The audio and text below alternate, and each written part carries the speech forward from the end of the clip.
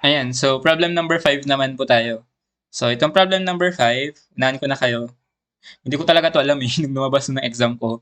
Pero ang ginawa ko noon, nag-try lang po akong magsalpak ng mga values, ganyan. Yun, substitute lang from the given hint kasi may hint naman na binigay noong exam namin noong November 2025. And madalas din talaga magbigay ng hint si examiner. Kaya kapag hindi niyo po talaga alam yung solution pero may hint naman, try niyo lang isalpak yung mga given, try and try lang hanggang sa may makalabas kayong sagot sa choices and malay niyo yun yung tama, no? At least confident kayo na may napalabas kayo from the choices. Pero kapag hinulaan nyo lang, syempre, possible, ay malaki yung chance na mali yung sagot niyo. Kapag malas kayo sa hula, gaya ko. Pero kapag swerte naman kayo sa hula, syempre 100% yan. Ay, joke lang. May ganun ba? 100% na hula. Anyway, basahin muna natin, no? Kahit hindi natin alam. Panggap tayo na alam natin. So, sabi dito, calculate the optimal cycle lengths for the intersection of Oak Street and Washington Avenue, given that the critical VC ratio is 0.9 and the two critical approaches have VS ratio of 0.3. And the lost time equals 15 seconds. So, ang daming given sa problem natin. No? Pero hindi po lahat ng given dyan magagamit for this problem. No? And itong mga given na din na yan, try nyo lang isalpak sa mga, try nyo rin isalpak sa mga formulas, ay sa mga hints na given sa atin. So, may hint po dito na binigay. Ito po yung hint na yun. And yan na po yung formula for the optimal cycle lengths. Pero hindi kasi natin alam ano ba yung L dyan, ano ba tong naka-summation dyan, ano pa tong Y dyan. Pero dito as we can see, parang sa given na given, ay given, sa given po na parameter dito sa problem natin, merong letter L eh, yung lost time. So pwede nating i-assume, no? Na itong letter L dito, lost time, na 15 seconds, yan po yung L dito. So try natin yung ganun. No, kaya hindi natin sure, try lang natin. So L po natin dito ay 15 seconds. Okay, pero L pa lang yan guys, no? Ano naman itong naka-summation po na yan. So ito pong naka-summation dito, ano yan guys, summation po nung critical VS ratio. Okay? So ito guys, summation po ito ng critical VS ratio. Lagay ko lang, no? Ito pong part na to, grabe, parang ang alien ng mga binibigay sa atin, no, sa MSTC. Summation po yan ng sum of critical VS ratio. Ayan. Okay? And may binigay ba dito?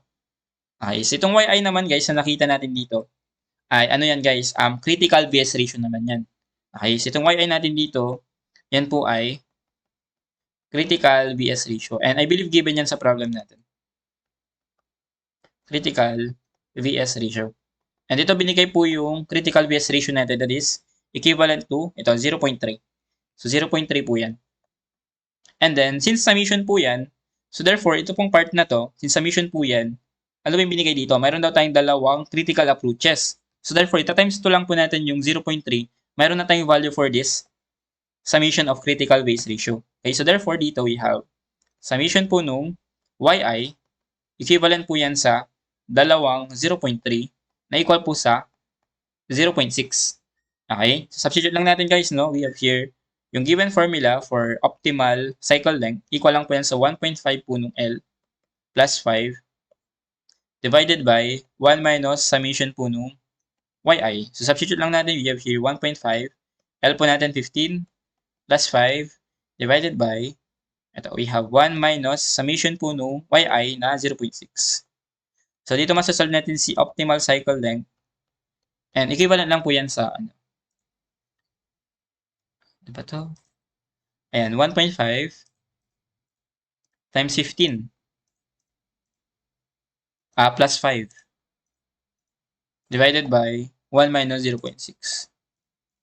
Equal lang yan sa, ayan, 68.75. Ako guys, nung lumabas to sa exam ko, hindi ko talaga alam itong, nagtry-try talaga ako sa CalQ. Nagtry ako nang nagtry hanggang sa may mapalabas ako. And yun, luckily napalabas ko itong 68.75 doon. Okay, so itong problem na to guys kasi, sa reference po na pinagkuhanan ni examiner, dalawa po yung tanong doon dapat. Pero ang binigay lang sa atin, ito lang, si optimal cycle lang. Okay? Kaya kung may makikita kayo dito, parang may sobrang given. Ito guys, itong 0.9 na given, hindi natin siya nagamit. Kasi itong tanong na yan, tanong po yan for minimum cycle length naman. Okay, for minimum cycle length naman po itong tanong na to. And meron din pong hint na dapat ibinigay doon, Cmin. And magagamit na po this time ng 0.9.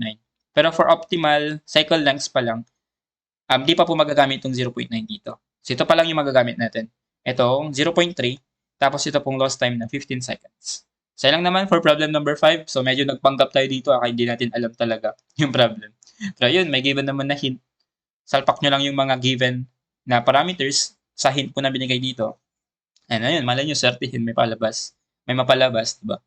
Di, yun, napalabas nyo yung sagot. Hindi kayo yung lalabas sa testing center. Di, joke lang. Ayun, so thank you guys for watching and I hope na nakatulong po sa inyo tong problem na to. See you guys sa problem number 6.